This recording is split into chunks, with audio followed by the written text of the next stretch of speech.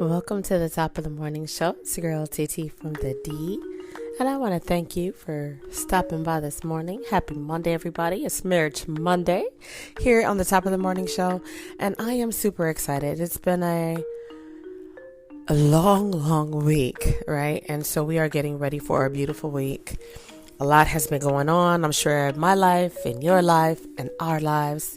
And why, as the young people say, life is life, and right? We just gonna keep on living as long as we have air to breathe, right? Functional organs and active limbs, right? So today's hot topic is marriage is a partnership. And this is something that has been returned to us several times by different people that is from the marriage club, right? You know, when people get married, we say, welcome to the married life, welcome to the marriage club or whatever. And so Relationship Chronicles is just that. We go day to day, we live our lives, whatever that looks like, with our partners, right? With our husbands, with our wives. And we just make daily chronicles without even knowing we're making daily chronicles, if that makes any sense. So this morning, I really want to just unpack the topic, marriage is a partnership, because it really is. And I want to share a few ways to create an equal partnership in marriage, because you know they say 3 chords are not easily broken. We'll do a whole podcast on that, don't worry. But there's a partnership. When we stray away from our partnerships, we stray away from our marriage. Some people may agree, some people may not agree, and that is totally fine. Marriage is a partnership, no matter how you slice it and dice it. Even if one is the breadwinner and one is a homemaker or whatever it looks like, one contributes, one wants to take care of, and it doesn't necessarily have to be the traditional way in which we were raised. And I'm talking to my ladies right now. Do you remember? Now, I just want you to take a moment for yourself. It's early in the morning, so I don't know if your children are up or if you're not really listening at 6 a.m., but hopefully you are. If you're not, it's okay. You're listening at some point, and I'm hoping it's on your drive in, after you drop the kids off or the kid off, sitting at your desk, opening up your business, whatever that looks like. Close your eyes for just a moment. Have a mindful moment with me. Do you remember what it was like being a little girl and playing house? Do you remember if you were married, or were you single with children or a child? See, when I was growing up, and I'm dating myself, but I'm a 70s baby, I didn't know anything about a baby daddy. The closest I think I could remember referencing something of a sort of title like that would be sperm donor. I remember hearing people saying, oh, he's just a sperm donor. He's a sperm donor. You know, or you would hear bitter, hateful women, mothers, right? Let me call my sperm donor and tell them that they child or children need this and that and this and that. And I'm like, I didn't even know what sperm was at that time, but you hear it and you're like, what is a sperm donor? Right? And then you get older and you're like, oh, that's a sperm. Oh, okay. I don't want a sperm donor. I want a husband. I was one of those kids that when I played house, I had a husband and children, and I was always successful. We always lived in a big, beautiful home, and we traveled and all kind of things in my mind as a child. But it had a partnership. Now, unfortunately, a lot of times one partner doesn't share power. And I think we all know somebody that's in that type of marriage right now. And or you may be that person that we're talking about and referencing. You don't know how to share power. Instead, they or you may suck up all the power and won't even listen to your partner when they try to let you know that they feel powerless. And that type of behavior creates a snowball of effect of problems. It makes the opposite partner who feels powerless feel like they're not respected and loved. They start to even make excuses for you, or we make excuses for them. And that's not what's up. And I have to say this, opening your eyes and coming back into reality. If you're constantly feeling like you don't have a voice, or that your partner just don't understand. Remember that Will Smith song, Parents Just Don't Understand? Well, sometimes partners just don't understand. This show is definitely for you. Because some people struggle more than others. While we mask it a lot, we talked about that in plenty of shows. We'll revisit it, but we mask a lot. We really do. In contrast, someone growing up, they watch how things are ran in their household between their parents or their caregivers, right? And they use that as a blueprint to build off of. That's why it's so important. It's so urgent that you watch how you behave in front of your child or children, because they mimic what they see. If you hit on your spouse, because domestic violence is wrong on all levels, whether it's verbal, physical, mentally, or emotionally, your child or children see that. And you're teaching them that. And if you can just pause yourself, if you are a woman that is abusive towards your husband, and that's a hard pill to swallow, that's a big pair of shoes to put on, and a lot of y'all act like you can't fit those shoes, because you really can't.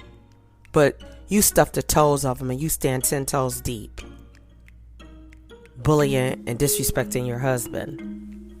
And then let's flip the script. Fellas, some of you guys bully and disrespect your wives. Again, domestic violence is not just physical, it's mental, emotional, and spiritual as well. And we're teaching this to our child or our children when we behave in such a way. There definitely is no partnership in that.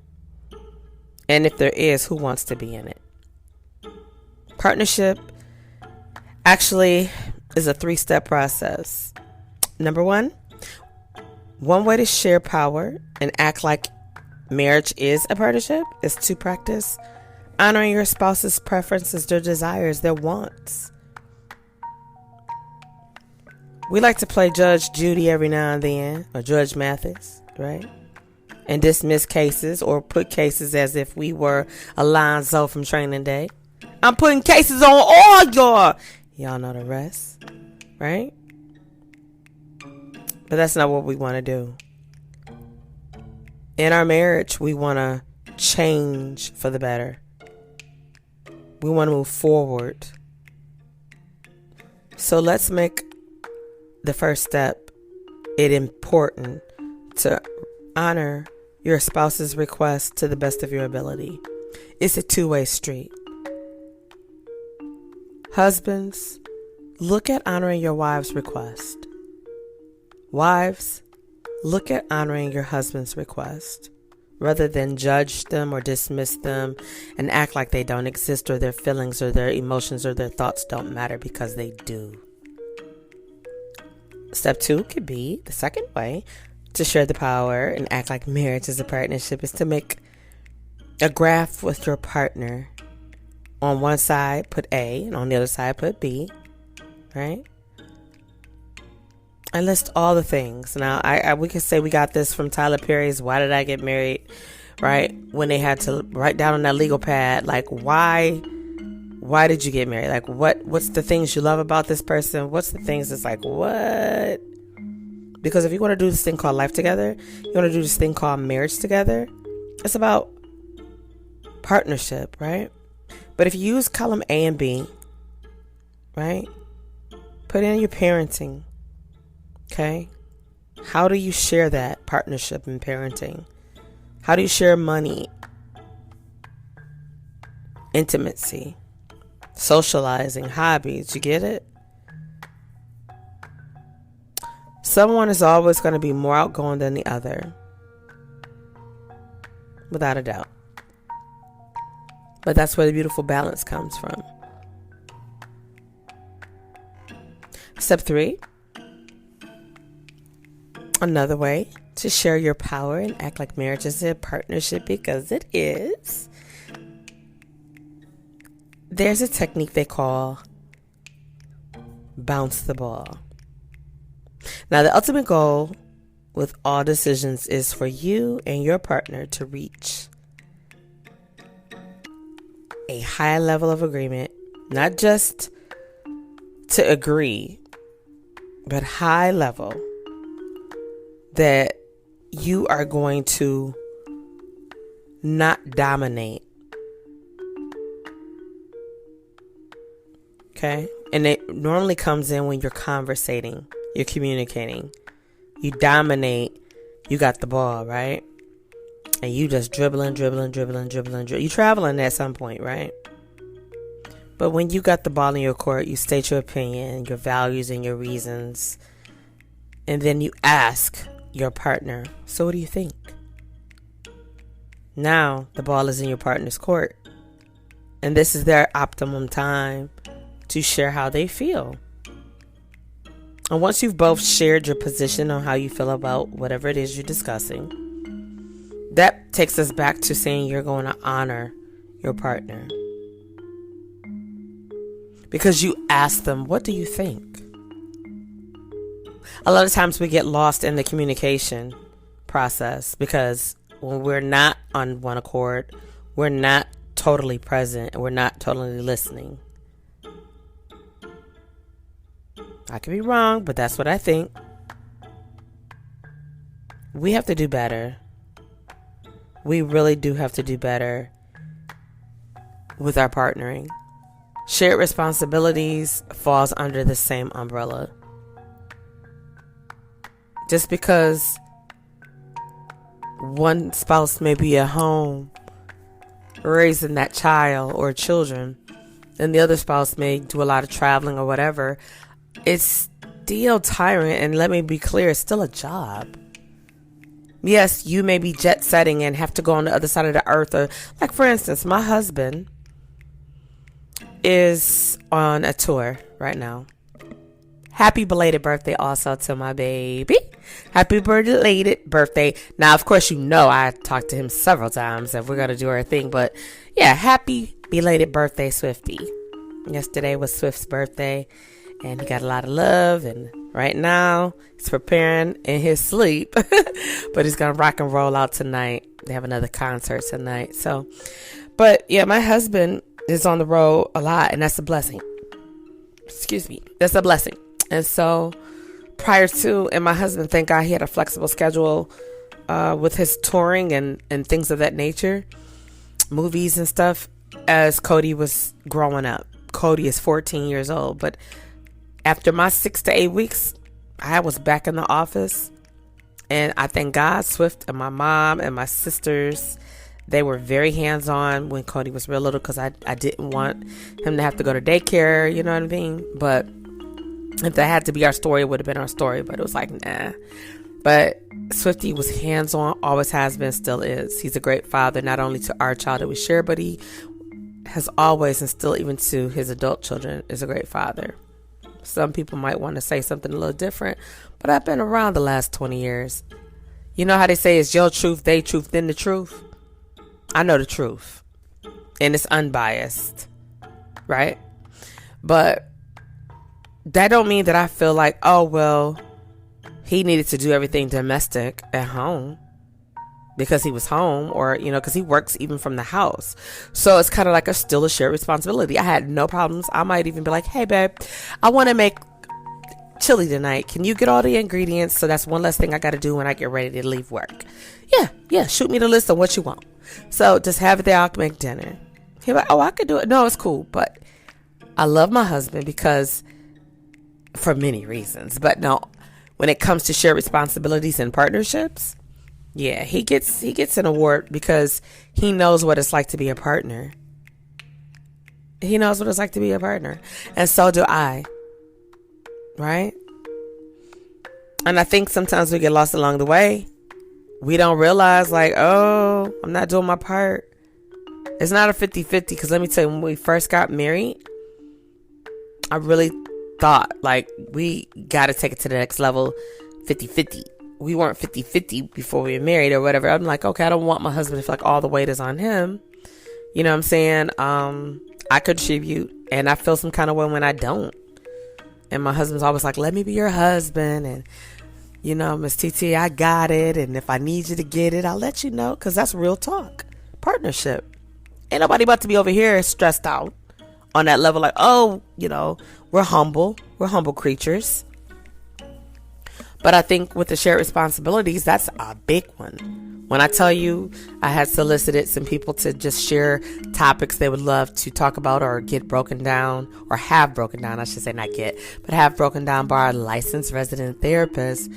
Shared responsibilities, believe it or not, is a big one. You even got some, and I'll say this, now this is true, this is what I know. You even have some women who have given up their careers to raise a child or children. And yes, their husband may be taking care of everything, or their wife, because we got some same-sex marriages. So their wife may be the one that's out and about doing all the jet setting and yada yada. They still feel like, wow, I have a job being at home, especially when a child is little and they need that 24 hours, 7 days a week attention.